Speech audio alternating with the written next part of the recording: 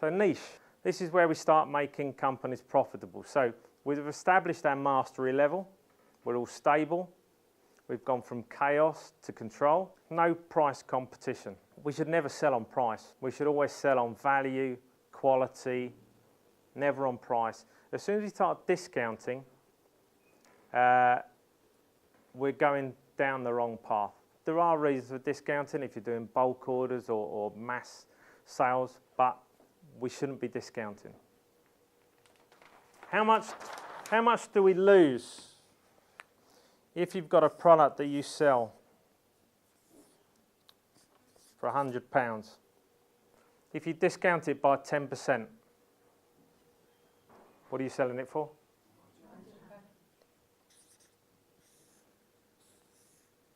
90. Fantastic.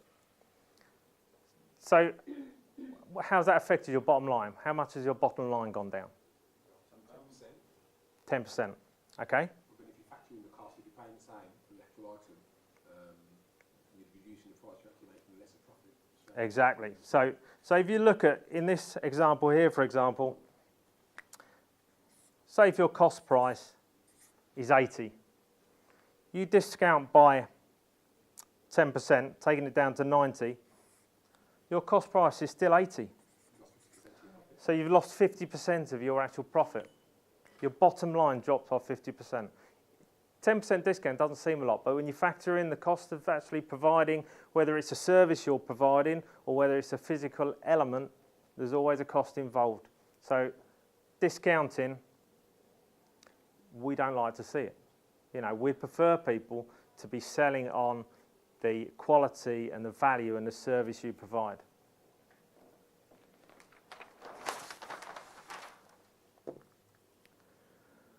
So, how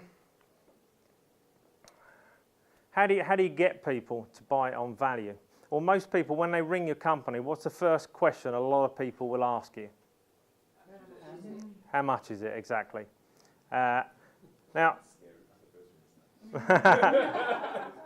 but you know, people oh, how much is it? You know, I see you did it, how much is it? A better way to do it would be to position that phone call at the start to guide them down a different path. So when they ring up your company and they say, hey, you say, good morning. Before I, words have gone out of my head. Would it be okay if I ask you a couple of questions so that I can help you better? Rather than going straight in. So, and what do you think those two questions would be?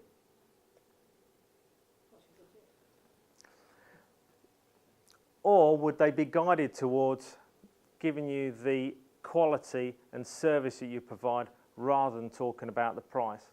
You know. It depends on how the inquiries come in, because obviously if it's a straightforward, or we boilers blown up, I need to put how much you charge for command. What are you looking for when you need it? But you say that with a plumber, you know, yes, price is an issue with a plumber, but if your boiler's blown up, what do people want? They want it fixed more than anything. So, you know, you would guide it towards, you know, how quickly do you need it fixed? Well, our guys are ready. We can come out to you tomorrow. We can come out to you in 4 hours. You know, you don't need to talk about the price. You're talking about delivering the service, not sort of saying, oh, it's £500. Oh, that's really expensive. And they go and ring somebody else immediately. You look at 75% of shoppers in the UK do not buy on price.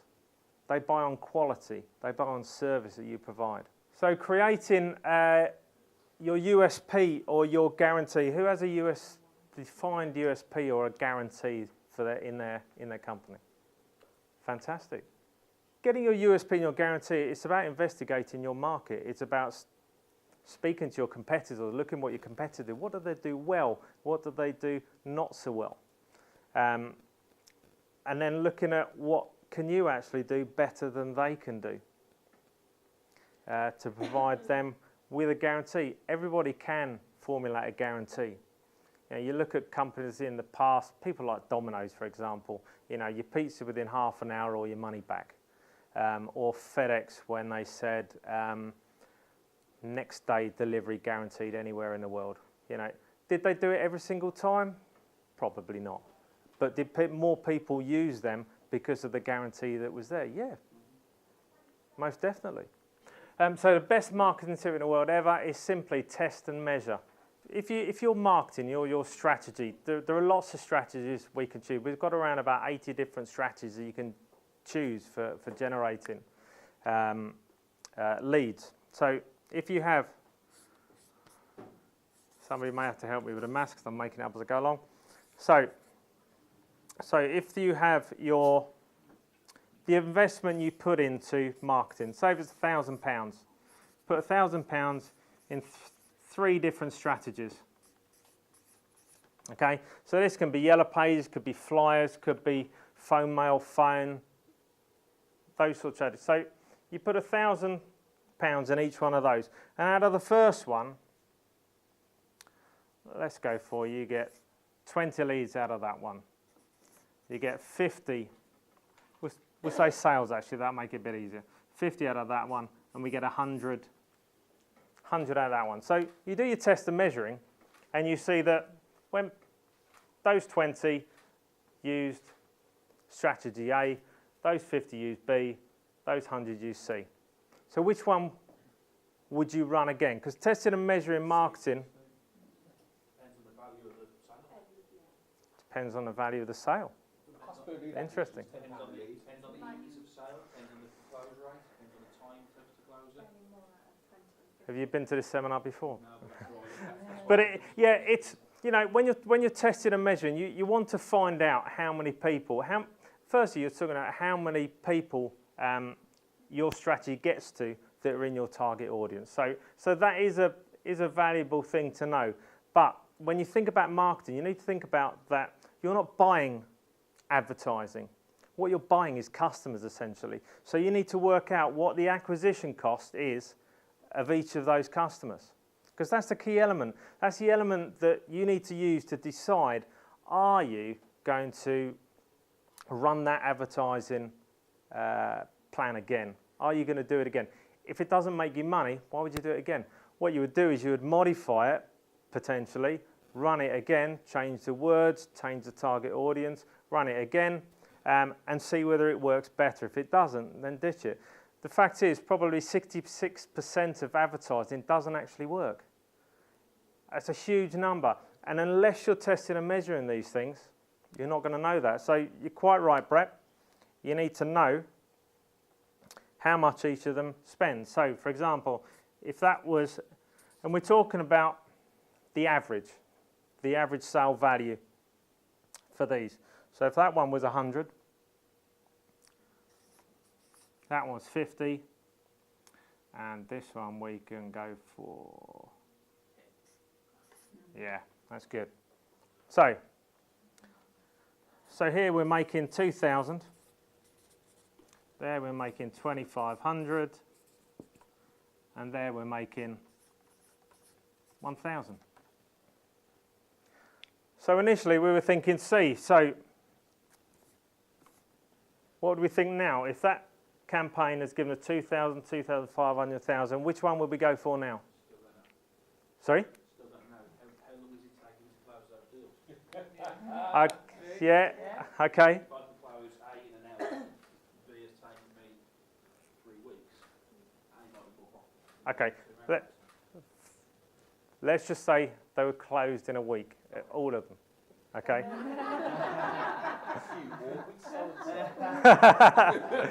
let's for example, I'll tell your point exactly. That's a really valid point. Is you're looking at. That's why I don't deal with big companies, because I have to have 4 meetings with Yes. But that's kind of then built into which one of those does actually make profit. You know, that's a cost to you in having to go to X amount of meters, your time cost, and that's, you know, they're costs that you need to then work out what margin do you make on these. But the truth is, you know, if item A, for example, costs less than £1,000 to make, then your advertising has made you money. Similarly with that one, if you can make your thing for less than £1,500, that one's making money.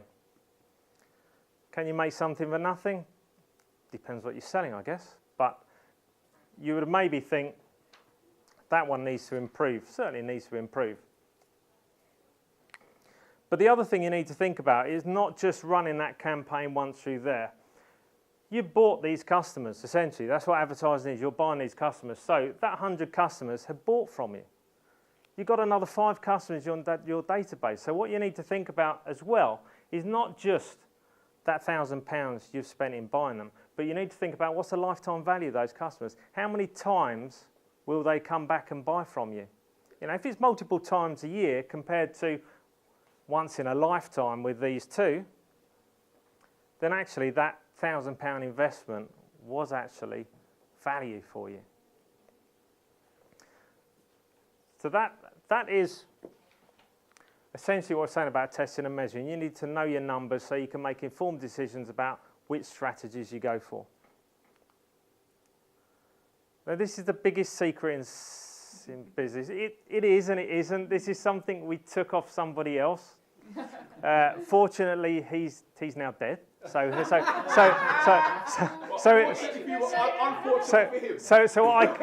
he can't sue us for using it. It's actually.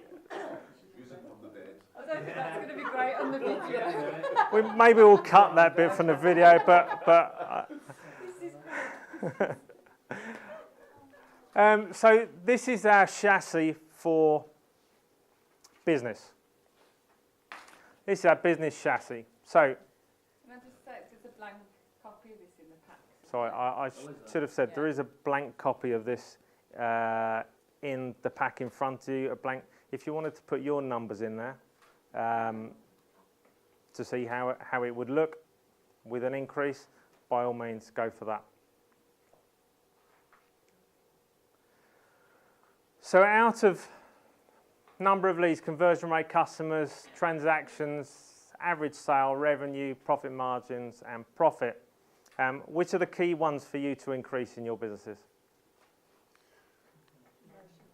Conversion rate, number of transactions, average sale, value. Indeed. We put the customers, the revenue, and the profit in red, maybe trying to trick people. But, you know, they're the things we can't actually influence directly. You can't make yourself more customers. You can't just decide, I'm going to increase my revenue. What you're looking at doing is you're looking at increasing the number of leads you get into your business. How many strategies are you currently using in your business? So who's using more than, let's say, more than 10 strategies in their business to generate leads? Yeah? 10 different strategies? Fantastic. Who's using 5 or more? 5 or more? Yeah. And who's using maybe 1 or 2? Most companies in the UK are in the 1 or 2 strategies to develop new business. So if we look at the fact that we have around about 80 different strategies for generating new leads, if you implemented 1 or 2 or 3 or 4 more of those, we look at our customers to be running minimum of 5, probably going towards 10 strategies within their business to generate new leads.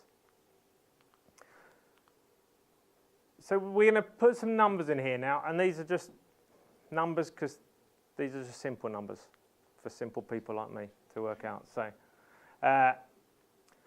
conversion rate of 25%, 1,000 customers, number of transactions 2, average sale 100, revenue is then 200,000, profit margin of 25%, gives you a profit of 50 grand. Nice little business. So if you then look at making small changes. Now, when we work with companies, what we're looking at and what you should be looking at in your business is not concentrating on how many of these 5 areas should you be doing in your business every day or every month or every week. How many of those 5 should you be concentrating on?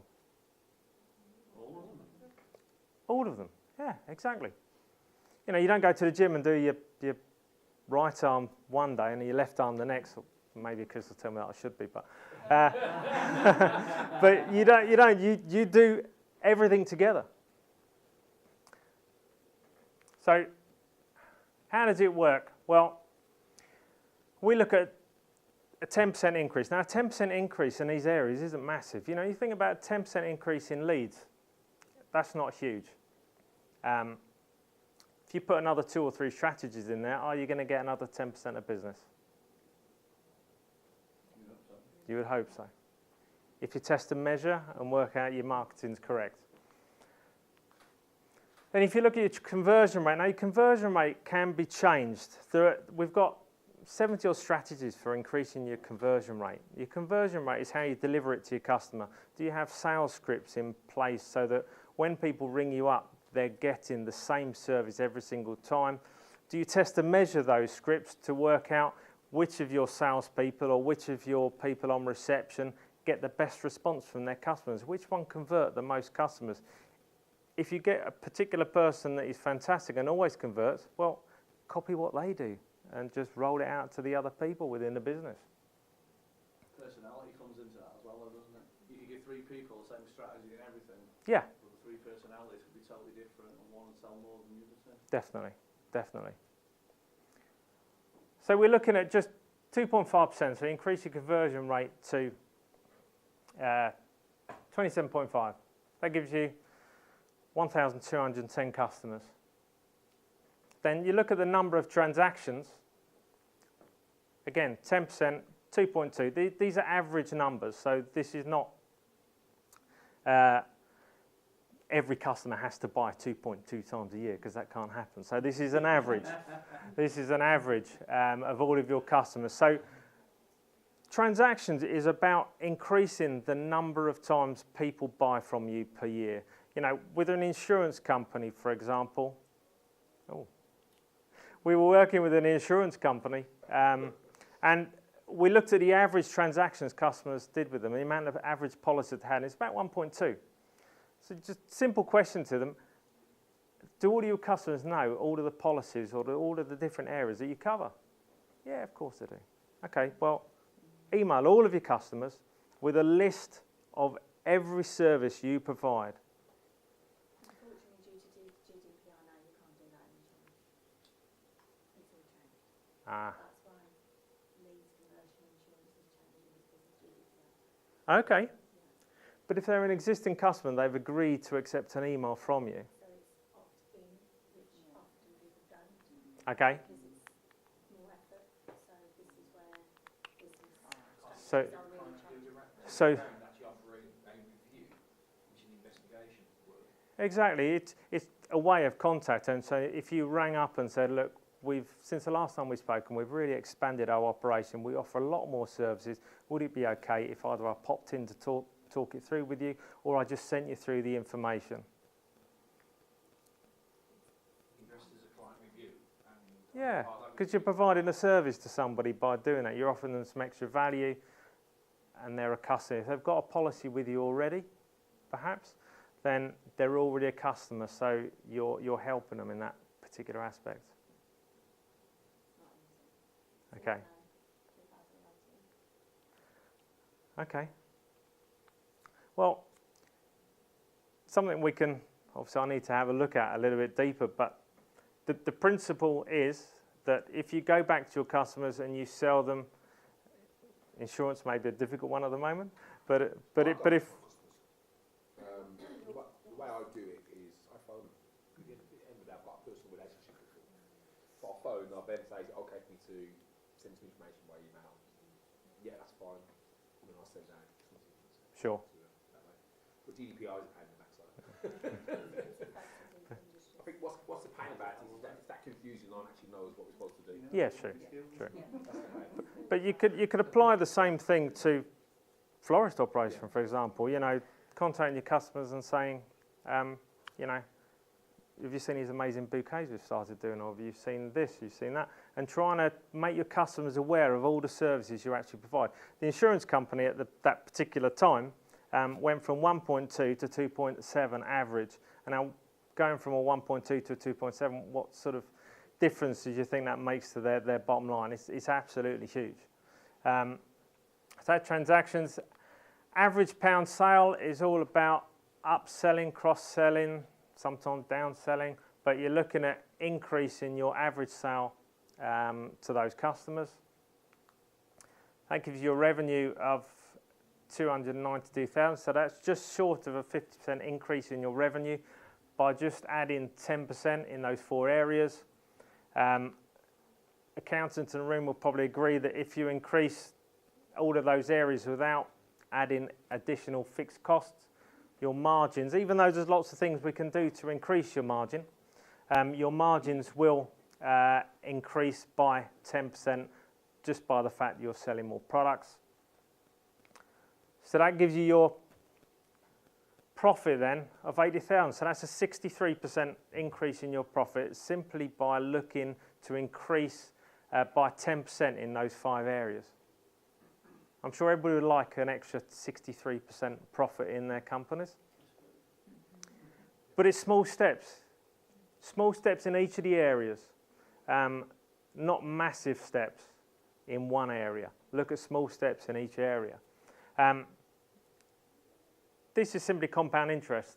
The guy, by the way, that invented it, Albert Einstein, who said what was the most important discovery he made? He actually said compound. People would think it's the theory of relativity, but actually it's compound interest. So for a bit of fun, if we worked on and we got 30% increase in all of these areas, if you treble the amount of strategies you run, you improve your conversion rate by putting in some scripts for your salespeople. Your customers jump to 1,600, transactions go to 2.6. That's not far off the previous insurance example. Just by telling your customers all of the services you should provide. Your average sale goes to £1.30. How do you get your average sale up? Put your prices up. How many people are scared of putting their prices up? Scared of putting your prices up. A lot of people put their prices up. They don't even notice any difference whatsoever. Customers don't even notice. They just come in and buy.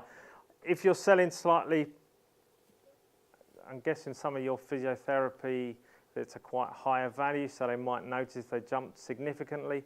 We were working with an equestrian yard that were scared of putting up their prices. They were charging £25 a week for delivery. They put it up to 55. How many people do you think left that yard when they put it up to 55? Probably no, or someone else to go. Yeah, well, there is that. But no. Less than 10%. But nobody complained. Nobody complained because what they then did was they installed a small menage with lights and said, this is the extra value you're getting by us putting our prices up. Did they make a lot more money out of doing that? Yeah, of course they did. Of course they did. So again, our margins are going to go up to 32%. Well, what sort of profit does that now give us? So we've increased our revenue from 200,000 to 570 just by increasing 30%.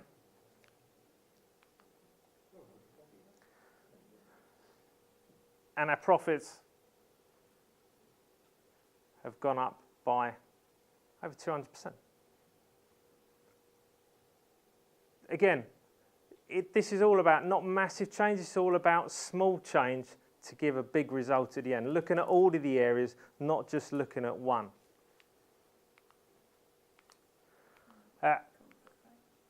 Sorry, yeah. Do you guys want to have a quick comfort break? Just grab a cup of tea, pop to the loo quick, 5 minutes?